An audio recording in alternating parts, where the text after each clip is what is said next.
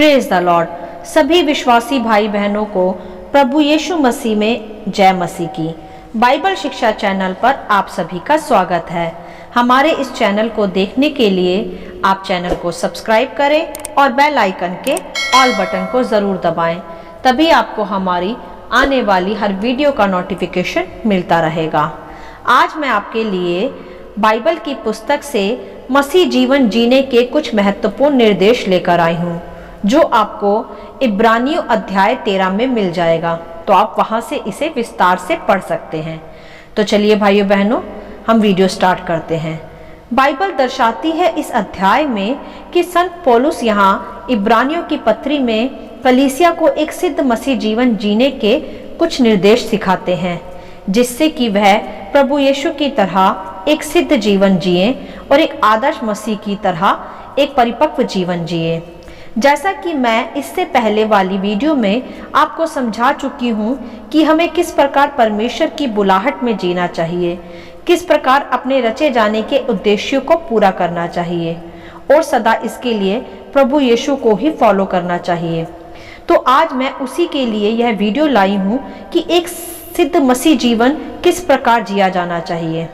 भाइयों बहनों, यहाँ पौलुस हमें सिखाते हैं कि हमें सदा भाईचारे की प्रीति में बने रहना चाहिए तथा अतिथि सत्कार करना कभी नहीं भूलना चाहिए, क्योंकि इसके द्वारा कुछ लोगों ने जाने अनजाने में स्वर्गदूतों का आदर किया है। क्योंकि ध्यान दे मेरे प्रियो कि हर एक जीवित मनुष्य के साथ परमेश्वर ने एक स्वर्गदूत को रखा है। इसीलिए यहाँ ऐसा कहा भी गया है, परमेश्वर को अतिथि सत्कार भाता है। यहाँ हम मसीहों को सदा स्मरण रखना चाहिए, क्योंकि अतिथियों के साथ उनके स्वर्गदूत भी जुड़े होते हैं। तो हमें सदा अतिथियों का सत्कार करना चाहिए। और आगे उन्होंने कहा कि कैदियों की ऐसी शुद्धि लो कि मानो उनके साथ तुम भी कैदी हो, और जिनके साथ बुरा बर्ताव किया जाता है उनकी भी यह समझकर शुद्धि लिया करो कि हमारी भी देह है। हालेलुया। यहाँ हम समझेंगे कि यहाँ कैदी किसे कहा गया है। यहाँ हम दो प्रकार के मनुष्य देखेंगे।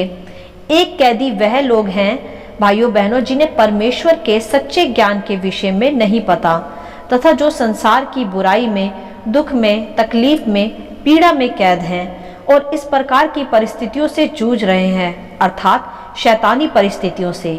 तो यहाँ हम मसीहों को उनकी शुद्धि लेने के विषय सिखाया जाता है कि हम उन तक प्रभु का सुसमाचार पहुँचाएं तथा उन्हें भी जीवन का सच्चा व सरल मार्ग दिखाएं, जो केवल प्रभु यीशु मसीह है, जिससे वह भी इस संसारिक कैद से छूट पाएं। और दूसरे कैदी वह हैं जो प्रभु को जानकर उसके पीछे चलना चाहते हैं तथा उसके राज्य में बढ़ना चाहते हैं, परंतु वह अपने परिवार में एक ही विश्वासी हैं तथा उन्हें उसके लिए परिवार से बहुत कुछ सहना पड़ता है और उन्हें कैद कर उनके साथ बुरा बर्ताव भी किया जाता है, सताव का। तो यह हमें उनकी भी शुद्धि लेनी चाहिए, इसी प्रकार जैसे कि वह हमारी ही देह हो। तो आप ध्यान दें मेरे भाइयों बहनों, अपने चारों ओर इसे देखें कि यदि ऐसा कोई मसीह विश्वासी है तो उसका ध्यान करें तथा उसके लिए निरंतर प्रार्थना करें। आगे वह हमें सिखाते हैं कि विवाह सब में आदर की बात समझी जाए और विवाह बिचौना निष्कलंक रहे, क्योंकि परमेश्वर व्यभिचारियों और परस्त्रीगमियों का न्याय करेगा। यह भी साफ साफ स्पष्ट करता है कि हमें विवाह से पहले कोई भी ऐसा संबंध नहीं करना जो परमेश्वर की दृष्टि में पाप है, जैसे व्यभिचार। केवल एक सच्चे विश्वासी को विवाह के पश्चात ही शारीरिक संबंधों को स्थापित करना चाहिए, उससे पहले ऐसा कुछ भी नहीं करना चाहिए। तो यह भी एक ध्यान देने योग्य और महत्वपूर्ण बात है, जिसे आज के समय में हमारे सबके लिए सीखना अनिवार्य है। और अगला निर्देश है कि तुम्हारा स्वभाव लोभ रहित हो, जो तुम्हारे पास है उसी पर संतोष करो, क्योंकि उसने आप ही कहा है कि मैं तुझे कभी ना छोड़ूंगा और कभी ना त्यागूंगा। हालेलुया। यह हमारे लिए सीखने व समझने की एक और बात यह है कि जितना हमारे जीवनों में हमने पाया है ईमानदारी के साथ, सच्चाई के साथ, हमें उसी में संतुष्ट रहना चाहिए। अधिक लालच नहीं करना चाहिए, क्योंकि अधिक लोभ लालसाएं सदा पाप को जन्म देती हैं तो हमें ऐसा बिल्कुल नहीं करना चाहिए। हमारी हर एक भौतिक वस्तुओं की आवश्यकता जो हमारे लिए सही व जरूरी है, उसे स्वयं परमेश्वर हमारे लिए पूरी करता है। वह हमें कभी नहीं छोड़ता, बस हमें उसमें सच्चाई से और खराई से चलना आवश्यक है। हमें खुद से कभी भी लोभ लालसाएं करके पाप नहीं करना चाहिए। तो इस महत्वपूर्ण निर्देश पर भी हमें ध्यान देना है। यह आवश्यक है आज के इस लोभ लालसाओं से भरे हुए संसार में हम सबके लिए। अगला निर्देश है कि जो तुम्हारे अगुए हैं और जिन्होंने तुम्हें वचन सुनाया है, उन्हें स्मरण रखो और ध्यान से उनके विश्वास का अनुकरण करो। यहाँ भी ध्यान दें कि हमें सदा अपने अगुओं की तथा चर्च के सभी लीडर्स की बात सुननी चाहिए और उनकी अधीनता में बने रहना चाहिए, जो हमें सदा परमेश्वर का जीवित वचन सिखाते हैं और दिन रात हमारे लिए उपवास प्रार्थना में बने रहते हैं। हमें सदा उनका आदर करना चाहिए और उनके चाल चलन की ओर प्रार्थना से भरकर दृष्टि रखनी चाहिए। और आगे पौलुस हमें सिखाते हैं कि यीशु मसीह कल, आज और युगानुयुग एक समान है। और यह ध्यान दें किसी अन्य उपदेशों से, विचित्र प्रकार की बातों से ना भरमाए जाएं, अर्थात झूठे उपदेशकों से बचे रहें। आजकल बहुत से झूठे शिक्षक उठ खड़े हुए हैं, तो सावधान रहें तथा झूठे उपदेशकों से बचे रहें।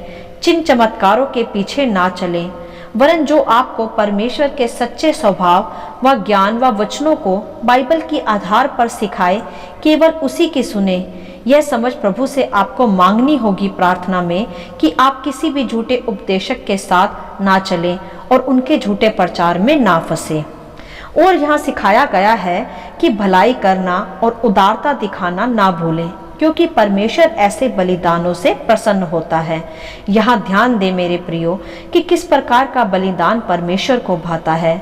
परमेश्वर को कोई भेंट, धूप, अगरबत्ती, नारियल इस तरह का बलिदान नहीं चाहिए।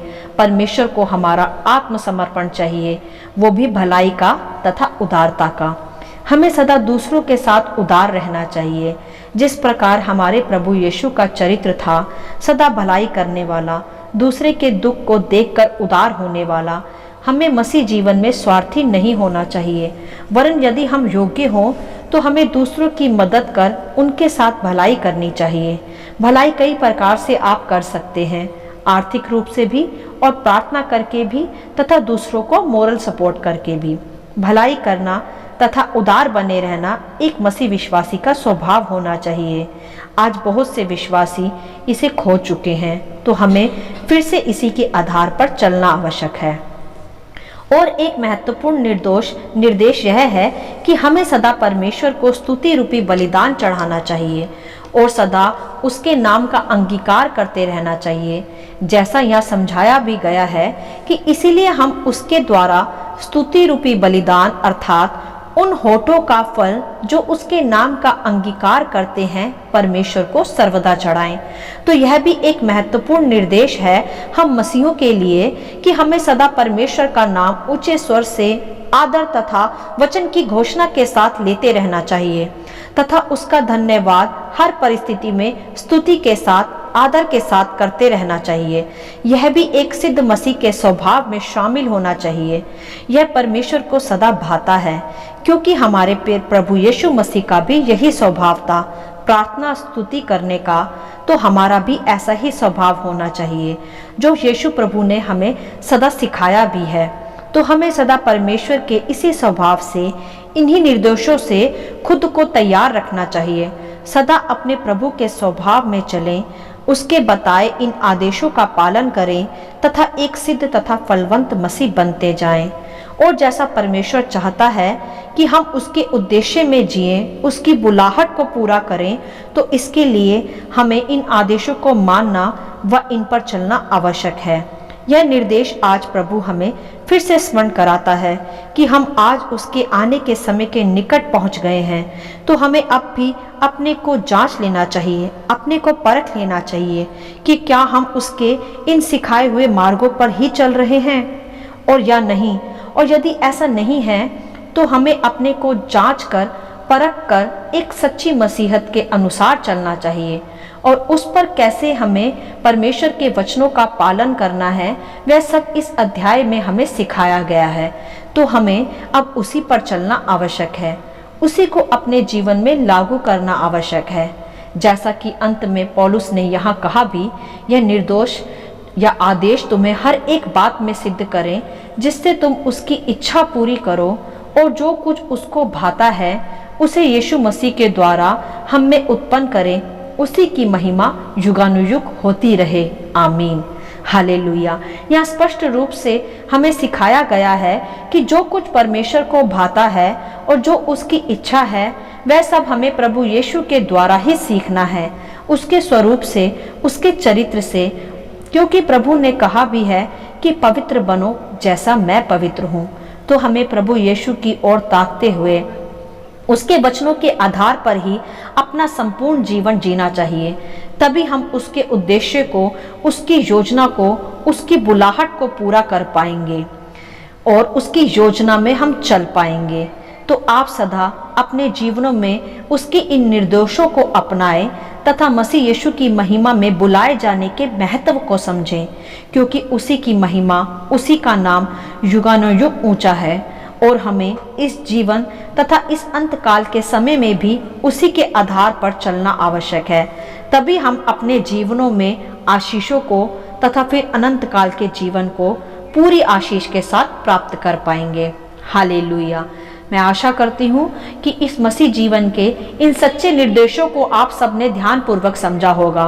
परमेश्वर आपको अपनी पवित्र आत्मा की भरपूरी से सदा भरता रहे। यदि आप चाहते हैं कि दूसरे भी इन्हें सुनकर आशीष पाएं, तो आप दूसरों के साथ भी इन्हें बांट सकते हैं, क्योंकि हमारे प्रभु यीशु मसीह की यही इच्छा है।